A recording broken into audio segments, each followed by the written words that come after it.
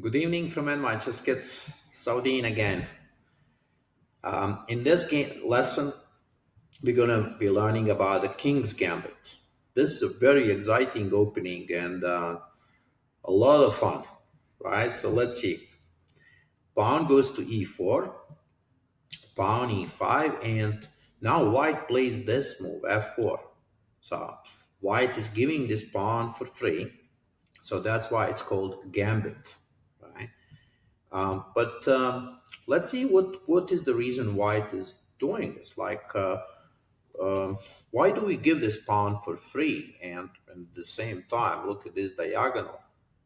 If you were looking at this lesson, short games, I talked about this diagonal a lot, right? Very dangerous diagonal for the king.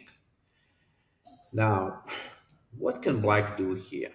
Black can say, you know what, I'm going to take that pawn and accept your challenge, right? Take the pawn for free and go into, ooh, it's going to be a lot of fun here after this move, right? Now, Black can also say, you know what, I don't want to accept your gambit.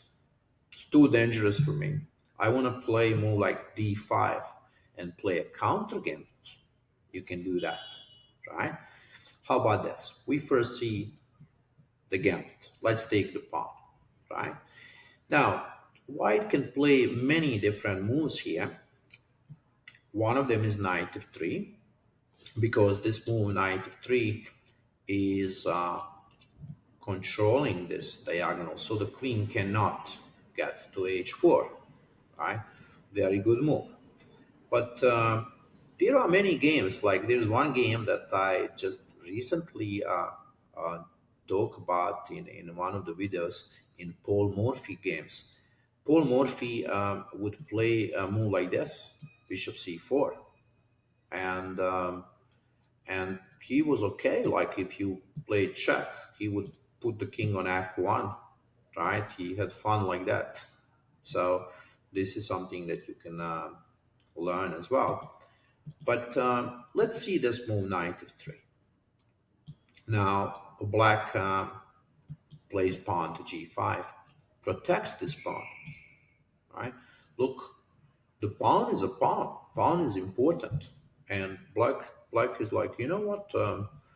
I want to protect my pawn. You're not going to take that for free anymore, right? So it's a solid move. But at the same time, Black is opening the king. So it's going to be quite dangerous if you decide to make a castling to the king side, right? So White decides to play a move like this. Wow, look at this move, pawn to h4.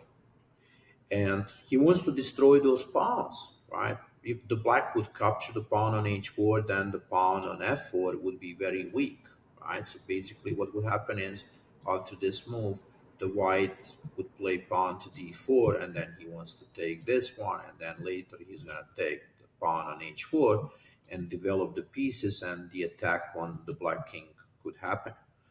But of course, Black doesn't want to capture this pawn. Black plays move like this, pushes the pawn, attacks the knight. And White plays move knight e5.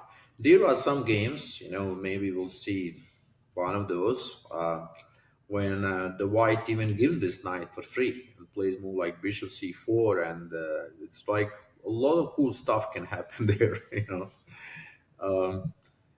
There are so many different games, but let's see this move, right? Knight e5.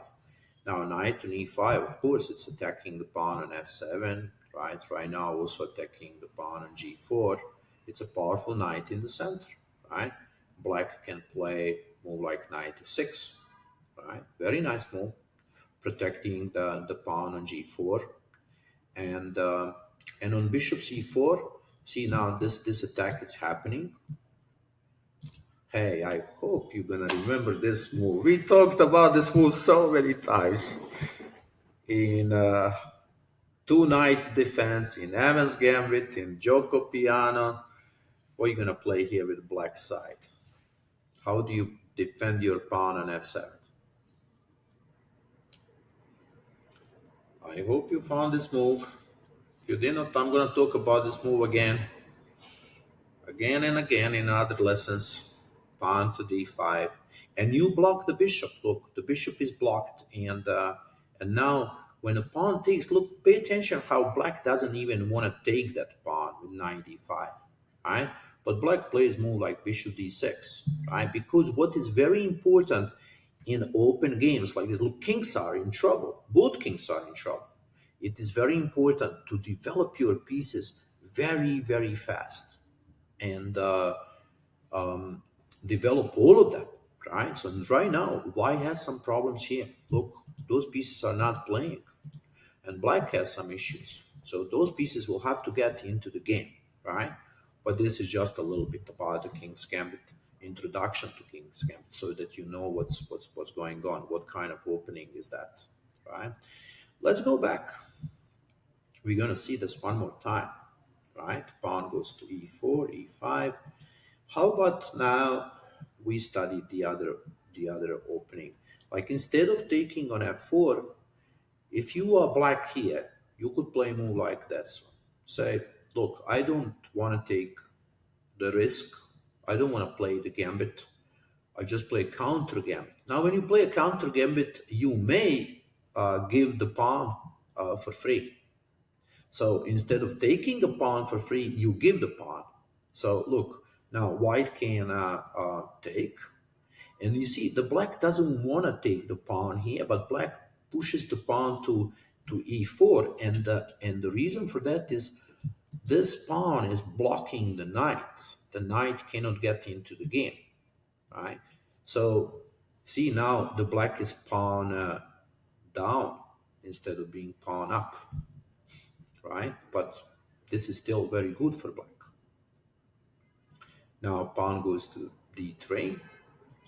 Knight f6 protects the pawn, right? This knight is protecting the pawn, and knight takes. Now the next move could be this move, check, right? The king would be attacked, right? What would happen is that if you push the pawn to g3, then knight can take, right? Knight could capture that pawn. So this is what I'm saying. How about the correct move, of course, here is knight f3 and block the queen so the queen cannot go there. But I want to show you this. You have to know this. How about I play a move like this, bishop d3, and now you play check. Look at this. Now I cannot move the king because you're going to checkmate me here on f2, right? If I go to f1, but if I push the pawn, you take this pawn. Look at that. And now if I take, you take my rook on h1. So that's something that white has to stop. And that's why white plays this move, knight to f3. See, this diagonal becomes very, very dangerous for the king, right? Knight f3, and now black can play bishop c5. Look, he's targeting this f2 weak spot around the king, right? In a short games, I talked about this f2. This is the weakest spot around the king, and it can be attacked. Now, white plays queen e2, pinning the knight, right? And black protects the knight. Knight c3, another attack on this knight because the knight cannot move. Queen e7 protects the knight. Bishop e3 trades the knight, the bishop, right? And this is what can happen, right? The game can continue this way. The trade can happen, right? The both sides are trading the pieces. Like there are so many different moves that you could practice here, right? Let's just play one more move here. Bishop runs away and knight takes the pawn.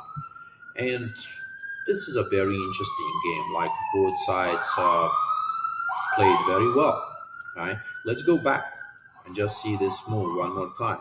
So that means if you push the pawn, you can protect yourself by playing counter attack. If you are black, if you like this, right? if you don't want to take the pawn on f4, and now you can push the pawn like this, and you are playing counterattack. Now I can tell you one thing: this is quite unpleasant for white, because uh, kids who are playing like such aggressive openings like pawn to f4, they like to attack. But if you play a counterattack, then suddenly instead of attacking, they have to defend themselves. And many children, they don't like that. So if you are black, I actually could recommend you to play like this, to play pawn to d5. I think it would work very well on your chess tournaments. Let's see a couple of more moves. Knight goes to f6, and knight e4, right? Bishop c5, and this is enough, right? You can see this again if you want. You go to this study and see this position on your own. How do you practice? Again, you can go to tools. You set up the position you wanna study, like in board editor, for instance. You set up this position like this, f4, and now you can practice taking on f4, or you can practice here pawn to d5 like this. I think this is important here. And now you can ask, you can continue from here. You can, yeah, it's white to move, play with a computer, and you can choose to be black or white. Let's say you choose to be black, and this is what you're gonna get, right? You are black here, and now you can just practice to play this position, and play a couple of moves, and then you can come back again and like this, right?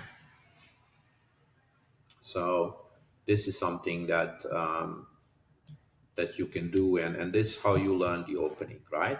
So first you know some ideas, right? And then you practice on your own with a computer, or ask your chess teachers to practice with you.